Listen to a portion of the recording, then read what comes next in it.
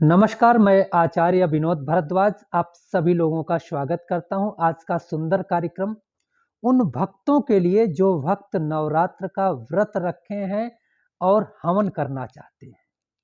तो सबसे पहले हम जानकारी देंगे अष्टमी किस दिन है, नवमी किस दिन है और किस दिन हवन करने से क्या-क्या लाभ है। शास्त्र में क्या लिखा है कि अष्टमी के दिन कौन से भक्त हवन करें, नवमी के दिन कौन सी इच्छा को पूर्ण करने वाले लोग हवन करें। विशेष रूप से कन्या पूजन का महात्म मैं आपको जानकारी दूंगा कि किन कन्याओं का चुनाव करके आप अपने 9 दिन की पूजा पाठ यज्ञ यजन तपस्या को पूर्ण कर सकते हैं। 9 कन्या 9 देवी के रूप में आपको आशीर्वाद देंगी। सबसे पहले आप जान लीजिए कि अष्टमी किस दिन है। 12 तारीख को अष्टमी रात में 8 बजे के बाद लग रही है। 13 तारीख को रात 9 बजे तक है, मतलब अष्टमी 12 तारीख को है। और 13 तारीख को 9 बजे के बाद लग रही है नवमी और 14 तारीख को शाम तक है। तो 14 तारीख को नवमी के रूप में यह दिन मनाया जाएगा। अब आप जानिए कि अष्टमी का हवन कौन कौन साधक कर सकते हैं। शास्त्र में क्या लिखा है। शास्त्रों में लिखा है अष्टम्याम चतुर्दश्याम नवम्याम चैकचेतसा। दुर्गा सप्तशती में आया है कि अष्टमी के दिन वह साधक हवन करते हैं जो तंत्र शक्तियों को जागृत करते हैं, अर्थात 10 महाविद्या या कोई विशेष तंत्र की साधना जो लोग संपन्न करते हैं वो अष्टमी के दिन हवन करके तंत्र शक्तियों का जागरण करते हैं। अब बात करते हैं नवमी की। देखिए, नवमी को माता सिद्धिदात्री का होता है दिन, और माता सिद्धिदात्री सिद्धि को प्रदान करने वाली हैं। इसलिए निश्चित रूप से गृहस्थ लोग नवमी को हवन करते हैं और हवन करके अपनी मनोकामनाओं को पूर्ण कराते हैं। नवमी को गृहस्थियों को हवन करना ही चाहिए, जिससे कि माता सिद्धिदात्री उनके जीवन की तमाम दुख बाधाओं को दूर करते हैं। अब बात करते हैं चतुर्दशी को कौन कौन से भक्त हवन करते हैं।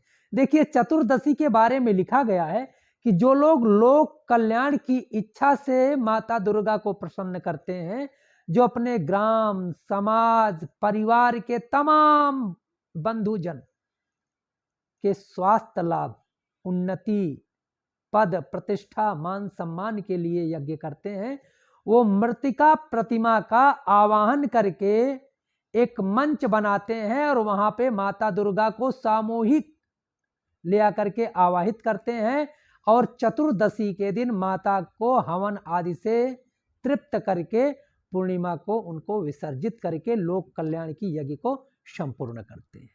अब बात करते हैं कन्या पूजन की। ये बहुत इंपॉर्टेंट बात है। क्यों?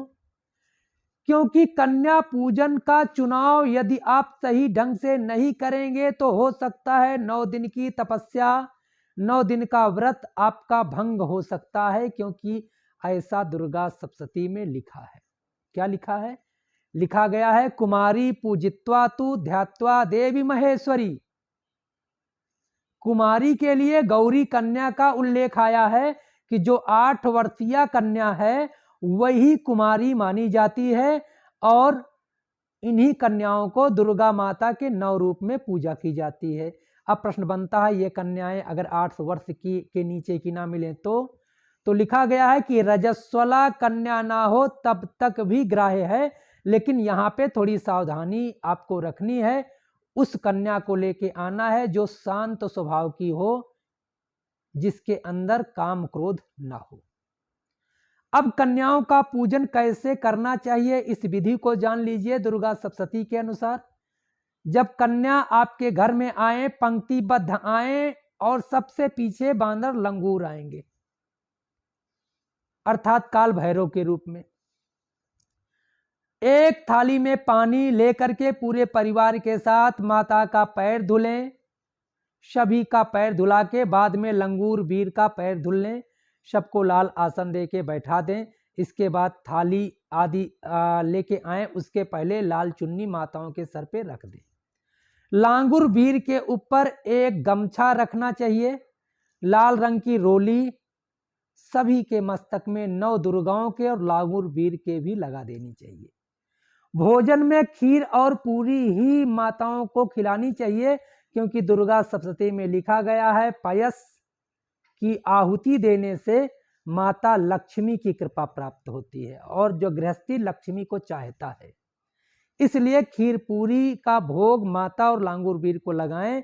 इससे आपके घर परिवार में लक्ष्मी का वास होगा। अगले साल माता रानी और आपको समृद्धवान करेंगी। इसके बाद भोजन के बाद माताओं को कुछ गिफ्ट दे करके, कुछ पैसा दे करके दक्षिणा के रूप में उनसे निवेदन करें कि हे माता, भाव सहित आप मेरे इस यज्ञ का आशीर्वाद दें। जो भी 9 दिन तक हमने जप पूजा पाठ आदि किया है, इसका पुण्य मेरे घर परिवार में आर्थिक उन्नति के रूप में, स्वास्थ्य के रूप में, सुख शांति के रूप में आप लोग स्थापित कराइए। ऐसा आप सोच करके समझ करके आशीर्वाद मांगते हुए माताओं का पैर छुएं। बाद में लांगुर बीर का पैर छुएं। यह आपकी यज्ञ यहाँ पे पूर्ण हो गई। देखिए, यह बेहद महत्वपूर्ण है, क्योंकि कन्या पूजन कैसे किया जाए, अष्टमी नवमी चतुर्दशी को कौन कौन से साधक किस तरह की हवन कर सकते हैं, ये बेहद महत्वपूर्ण है। इसमें कहीं कोई त्रुटि ना रह जाए, कहीं कोई चीज छूट ना जाए, इसके लिए आप जो है इस कार्यक्रम को औरों के पास शेयर करें, क्योंकि व्यक्ति 9 दिन व्रत रखता है।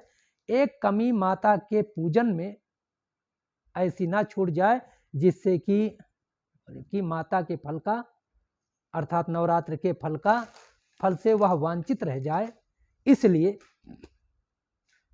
आप लोग इस कार्यक्रम को जरूर शेयर कीजिएगा। आप लोगों का बहुत बहुत धन्यवाद। नमस्कार।